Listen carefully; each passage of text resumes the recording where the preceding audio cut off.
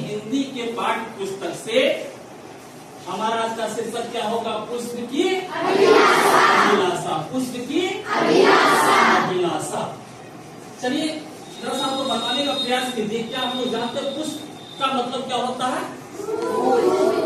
पुष्प का मतलब फूल। पुष्प माने पुष्प किसे कहते हैं हम लोग?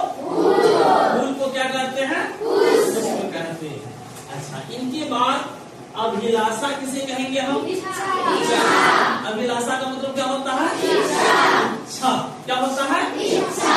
अब दोनों को यदि हम मिला देते हैं, पुष्प की अभिलाषा का मतलब क्या हुआ? फूल, है ना? अर्थात फूलों की इच्छा क्या है? फूलों की इच्छा क्या है? अब देखो, हम पुष्प को अर्पित करते हैं किसी देवी देवता को, लेकिन यहाँ फूल की आखिर इच्छा क्या है? पुष्प की इच्छा को व्यक्त करने का काम किए हैं कौन? माखनलाल चतुर्वेदी। और इस कविता में जो माखनलाल चतुर्वेदी जी ने इस कविता को लिखे हैं, वह देश प्रेम की भावना से पूरे ओतप्रोत है। एक फूल भी देखो, उनके प्रति वह समर्पित होना चाहता है जो देशभक्ति के लिए अपना सर्वस्व न्यौछावर कर दे, है? अब समझिए, जब एक फूल की यह इच्छा है कि हम वैसे लोगों के प्रति समर्पित हो जाएं जो देश प्रेम की भावना रखती हो, तो हमारा और आपका क्या कर्तव्य होता है ना? हमारा और आपका क्या कर्तव्य होता है, ये हम लोग भली भांति आइए कुछ शब्दों को जरा सा हम लोग देख लेते हैं। इसके बाद हम लोग कविता पाठ करेंगे। क्या हम लोग इन सारे कठिन बिंदुओं को जान गए? जान गए ना? अब आइए हम लोग जरा सा इस कविता का पाठ करते हैं, और सबसे पहले हम लोग सुंदर लयबद्ध ढंग से हम लोग इस कविता को पढ़ने का प्रयास करेंगे। इस कविता का प्रस्तुतिकरण होनी चाहिए, है ना? ध्यान से सुनेंगे, आपको कविता याद करने में कोई परेशानी नहीं होगी। बिल्कुल हम लोग एक संगीत की तरह इस कविता को याद करने का प्रयास करेंगे, है ना? पहले हम आप लोगों को इस कविता का कैसे हम पाठ करेंगे वो आपको सुनाते हैं, फिर आपको भी इसी तरह से याद करके सुनाना, ठीक है? चाह नहीं मैं सुरबाला के गहनों में गूथा जाऊं, चाह नहीं प्रेमी माला के बिंद प्यारी को ललचाऊं, बिंद प्यारी को ललचाऊं, चाह नहीं सम्राटों के सब पर, चाह नहीं सम्राटों के सब पर हे हरि डाला जाओ, चाह नहीं देवों के सिर पर चलूं भाग पर इठलाऊं, चलूं भाग पर इठलाऊं,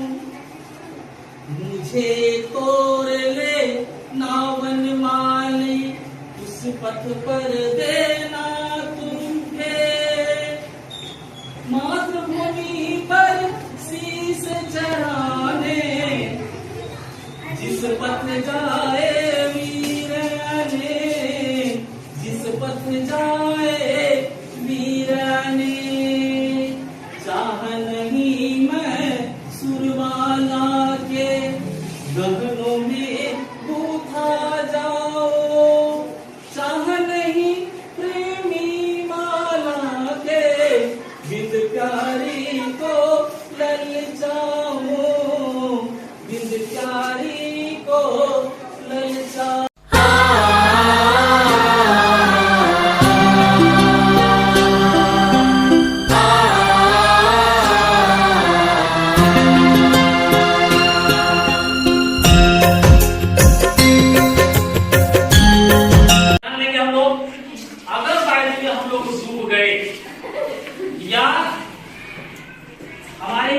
कोई बच्चा अगर पानी में डूब रहा है, पानी में वह पानी काफी हद तक पी चुका है ना? काफी संश्लेष हो चुका है, तो ऐसी स्थिति में हम लोग क्या करेंगे, है ना? तो सबसे पहले उस बच्चा को जो आप तालाब से या नदी से जब बाहर निकालोगे, है ना, करेंगे, उसे पट होके पहले लिटा देंगे। किस होके लिटाएंगे? पट होके, ऐसे लिटाने के बाद तब आराम से दोनों हाथ को, है ना, उसके पीठ पर रखकर दबाएंगे। क्या करेंगे? दबाएंगे ऐसे ऐसे दबाएंगे, और तब तक दबाएंगे जब तक उसके मुंह से पानी नहीं निकले। उसके मुंह, और याद नहीं तो फिर हम क्या करेंगे, उस बच्चे को उठा के उसका पेट को अपने माथे में रखेंगे, पेट को उसका माथे में रखेंगे और उनको पकड़ के जोर से नाचने का प्रयास करेंगे। क्या करेंगे? उसको नाचने का प्रयास करेंगे। तो ऐसी स्थिति में क्या होगा, उसके मुंह से क्या निकलेगा? पानी निकलेगा। और तब तक